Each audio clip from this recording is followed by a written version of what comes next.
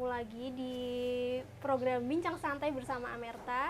Nah, kalau biasanya itu kita bedah buku bareng penulis-penulis, sekarang itu kita mau ngobrol santai aja nih sama Kang Arul. Kang, Siap. boleh dong perkenalan dulu ke teman-teman yang lagi nonton. Siap. Sobat Amerta, perkenalkan nama saya Kang Arul. Nama aslinya Ruli Nasrullah. Tinggal dicari di Google Scholar. Iya.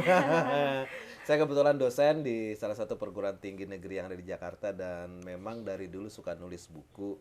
Bukunya udah ratusan, belum lagi yang diedit itu mungkin 300 atau 400 buku. Oh ya, barusan kan dibilang Kang Arul itu dosen di salah satu perguruan tinggi ya Kang. Nah, untuk dosen itu buku tuh penting gak sih maksudnya untuk menerbitkan buku gitu? Kalau bagi saya penting ya, apalagi buku nikah ya. Jadi karena kita bukan bicara dong itu ya. Bukan. Kita bukan bicara buku nikah ya gitu kan. Itu penting juga. Tapi gini, kalau buat saya itu memang sebuah buku itu merupakan hasil karya ilmiah, bentuk dari hasil karya ilmiahnya dosen gitu kan. Dalam posisi tertentu memang secara undang-undang juga secara peraturan buku itu menjadi salah satu karya ilmiah yang wajib. Kayak guru besar nih, dia punya kewajiban untuk mempublikasikan buku juga. Tetapi yang perlu diingat adalah sebenarnya di buku itu kita akan memiliki apa yang dikatakan sebagai angka kredit, gitu kan? Angka kredit itu diperlukan dosen untuk naik golongan, naik jabatan dia, gitu, mulai dari asisten ahli, lektor kepala gitu. Dan nilai buku itu jauh lebih gede dibandingkan kita ngajar angka kreditnya, terus pengabdian masyarakat. Sebagai contoh begini, buku yang diterbitkan di lembaga penerbitan internasional dengan ISBN internasional itu angka kreditnya 40. Lumayan Angka tinggi, kreditnya tinggi banget gitu kan. Tinggi. Sementara kalau di penerbit nasional yang sudah anggota IKP itu bisa 30 angka kreditnya. Jadi sebenarnya perjenjangan fungsional dosen itu kan sebenarnya hanya butuh antara 100 sampai 150. Iya. Jadi kalau misalnya dia sudah nerbitin buku gitu kan, dia akan mendapatkan angka kredit yang cukup lumayan gitu kan, 30. Sama juga dengan jurnal gitu loh. Jurnal juga ada angka kreditnya 40, ada yang 30, 25, bahkan ada yang 10, tergantung level internasionalnya atau level nasionalnya atau akreditasinya seperti apa. Jadi kalau menurut Kang Arul memang buku itu menjadi penting, apalagi sebagai dosen kan, profesi dosen kan gitu kan, profesi dosen kan betul ya, gitu kan. Kita itu memang punya kebiasaan mengutip buku penulis orang lain. Iya. Nah, itu persoalannya. Jadi kita suka mengutip tuh dari teori bukunya luar negeri segala macam. Kenapa dosen-dosen tidak bangga mengutip dari buku sendiri? Iya kan? Jadi penting banget sebenarnya. Sangat penting kan, dosen itu kan minimal S2 sekarang. Apalagi yang S3. Jadi dengan membuat buku itu dosen memiliki wawasan, memiliki pengetahuan yang dituangkan dalam bentuk buku dan itu bisa dipakai oleh mahasiswanya gitu. Jadi buat saya sih kalau dianggap penting, sangat penting itu kan. Selain dari kewajiban, kemudian angka kredit, yang ketiga itu tadi eksistensi seorang dosen sebagai ilmuwan.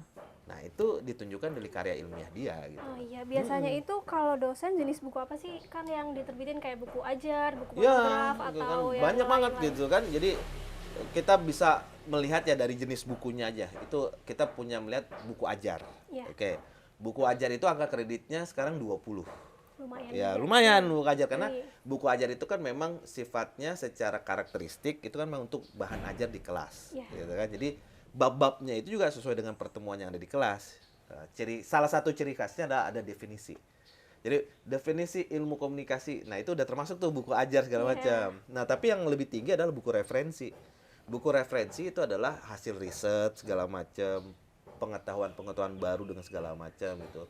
Yang ketiga juga ada yang namanya buku monograf, gitu kan. Buku monograf itu memang konsen di satu hal yang kecil saja seperti dokter gigi geraham kanan bawah gitu loh. Jadi lebih spesifik gitu. Jadi lebih spesifik. Angka kreditnya juga dari 10, ada 8 segala macam. Jadi sebenarnya banyak jenis buku yang bisa dibuat gitu. Termasuk juga dari disertasi. Disertasi, tesis, bahkan skripsi yang bagus, dapat rekomendasi dari dosen pembimbingnya dan penguji, itu bisa dijadikan buku. Meskipun untuk naik angka kredit ya, itu bisa ditolak. Karena persoalannya itu kan riset yang sudah dipublikasikan dalam bentuk disertasi. Tapi sebagai karya ilmiah, sebagai dosen,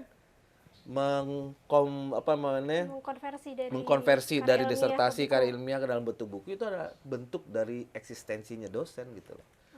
Karena kan tesis disertasi hanya berhenti di taruh di rak perpustakaan kan? Iya, Nah, gitu loh. rata-rata gitu. Rata-rata gitu dan tidak banyak orang bisa baca itu kecuali di kampus yang bersangkutan. Nah, ketika dia menjadikan buku gitu kan, orang lain bisa ngelihat, oh risetnya tentang ini gitu kan. Jadi buat saya sih sangat bermanfaat sekali gitu Iya, kan. banyak manfaatnya untuk dosen juga untuk Ya, pembacanya gitu ya, Kang. iya, belum lagi kalau bestseller. Iya. Ya kan?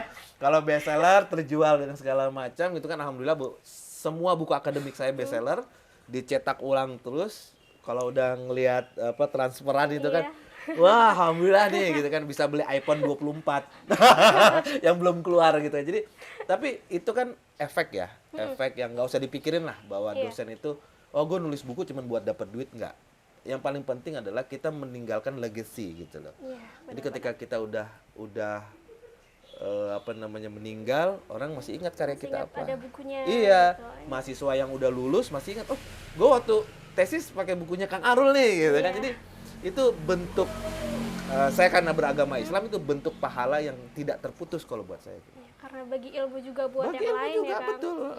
Jadi betapa bangganya nanti anak-anak saya segala macam gitu kan ketika siapa tahu kan anak saya itu masuk jurusan komunikasi pas dia kuliah nyari bukunya ternyata buku bapaknya kan. Iya. Nah, gitu. Jadi Bangga buat saya banget pasti bangga nantinya. banget. Jadi buat saya dosen itu sebenarnya harus berpikir gue harus nerbitin buku nih gitu kan.